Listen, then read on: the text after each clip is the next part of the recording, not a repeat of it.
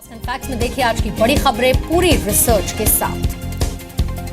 5 राज्यों के चुनाव नतीजे आ चुके हैं। कांग्रेस को मायूसी मिली है जबकि बीजेपी के अच्छे दिन आए हैं, लेकिन असली बाजी मारी है जयललिता और ममता बनर्जी ने।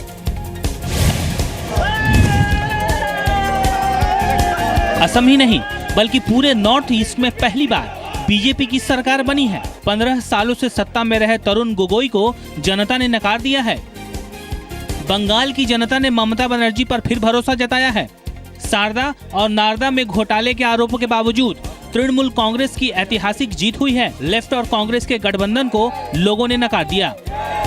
तमिलनाडु में जया ने एग्जिट पोल को गलत साबित करते हुए दोबारा जीत हासिल की है। जयललिता की जीत से साबित हो गया है कि डीएमके के ऊपर भ्रष्टाचार का आरोप अभी भी लोगों के जहन में है। केरल ने इतिहास को दोहराया है। लेफ्ट ने कांग्रेस को बेदखल कर दिया है। पुडुचेरी ने कांग्रेस को थोड़ी दिलासा दी है। डीएमके के साथ मिलकर कांग्रेस ने यहां वापसी की है। जो भारतीय जनता पार्टी असम गण परिषद और बोडोज को लेकर बना था, वहां पर उसको भारी सफलता मिली है। 2/3 बहुमत से वहां जनादेश मिला है। भारतीय राष्ट्रीय कांग्रेस 5 राज्यों के चुनाव में जनादेश को विनम्रता से सर झुकाकर स्वीकार करती है। 5 राज्यों के नतीजों का सीधा असर अगले साल यूपी, उत्तराखंड और पंजाब में होने वाले चुनाव पर पड़ेगा। 5 राज्यों के नतीजों से कांग्रेस के केंद्रीय नेतृत्व पर बड़ा सवाल खड़ा हुआ है। बीजेपी अपने परंपरागत उत्तर और पश्चिम के अलावा पूर्वोत्तर, पूर्व और दक्षिण भारत में मजबूत हुई है। केंद्र की राजनीति में ममता बनर्जी और जयललिता का दखल आने वाले दिनों में बढ़ सकता है। चुनाव नतीजों पर पीएम ने ट्वीट किया है, कहा है कि देश भर में लोगों का बीजेपी पर भरोसा बढ़ रहा है। पश्चिम बंगाल विधानसभा चुनाव में मुख्यमंत्री ममता बनर्जी की सुनामी ने सभी पार्टियों का सफाया कर दिया। पश्चिम बंगाल में शानदार जीत के बाद ममता बनर्जी ने जनता का शुक्रिया अदा किया। बीजेपी पर भी निशाना साधा। ममता ने यह भी कहा कि जरूरत पड़ने पर वो पीएम की जिम्मेदारी भी संभालने को तैयार है। अगर हमारा कोई इशू है तो इशू पे हम बीजेपी के साथ हमारा आइडियोलॉजिकल फर्क है, हम उसको सपोर्ट नहीं कर सकते। लेकिन कोई चीज आम जनता का संबंध में हो, अगर इसमें पॉजिटिव कोई असर हो तो हम नेगेटिव नहीं है। अगर देश का कभी काम में जरूरत है, मैं भी रेल मिनिस्ट्री में काम किया, कोल मिनिस्ट्री में काम किया, वुमेन चाइल्ड में काम किया, यूथ स्पोर्ट्स में काम किया। तो अगर कभी जरूरत होगा तो हम काम कर सकते हैं, बंगाल को काम करने से भी। लेकिन मेरे को अभी बंगाल में काम करने दीजिए। 294 विधानसभा सीटों पर टीएमसी ने 210 सीट, लेफ्ट प्लस ने 31 सीट, कांग्रेस ने 45 सीट और बीजेपी प्लस ने भी 4 सीट पर कब्जा किया। 4 सीट निर्दलीय के नाम रही। एसएल ग्रुप के चेयरमैन डॉक्टर सुभाष चंद्रा ने भी मुख्यमंत्री ममता बनर्जी को जीत की बधाई दी। ममता बनर्जी और टीएमसी के सभी लोगों को पश्चिम बंगाल फिर से जीतने की बधाई। सभी आपको प्यार करते हैं बहन जी। 2011 विधानसभा चुनाव में टीएमसी और कांग्रेस ने मिलकर चुनाव लड़ा था। 2011 विधानसभा चुनाव में टीएमसी को 184 सीट और कांग्रेस को 42 सीट मिली थी। 2011 में लेफ्ट गठबंधन 62 सीट जीतने में कामयाब रहा था। इस विधानसभा चुनाव में लेफ्ट और कांग्रेस साथ थी। लेफ्ट का प्रदर्शन कांग्रेस से भी खराब रहा। ममता बनर्जी कल नए विधायकों के साथ मीटिंग करेंगी और 27 मई को शपथ लेंगी।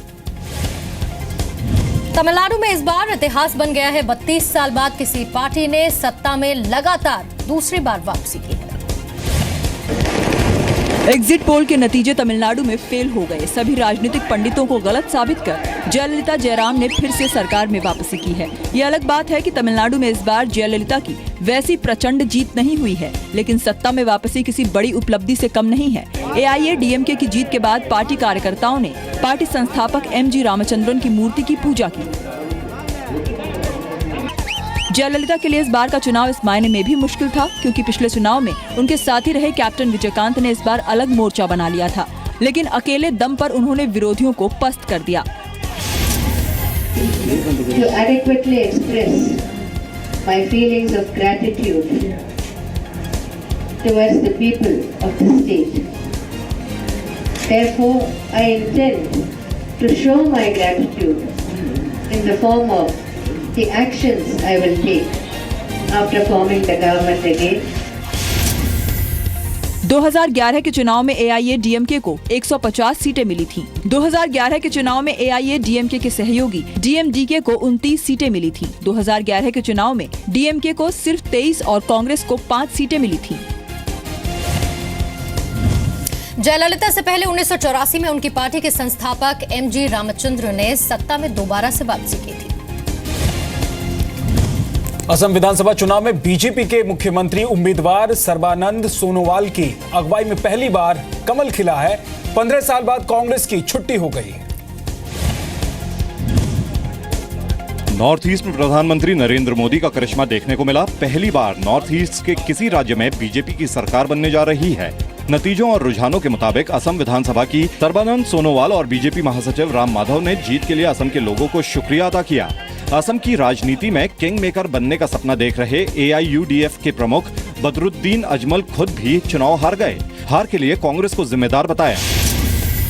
आज यह जनता का ही संकल्प लगता है कि इस देश को कांग्रेस मुक्त करना है, इसलिए जहां जहां कांग्रेस गई वहां जनता ने उनको नकारा है, उनको हराया है।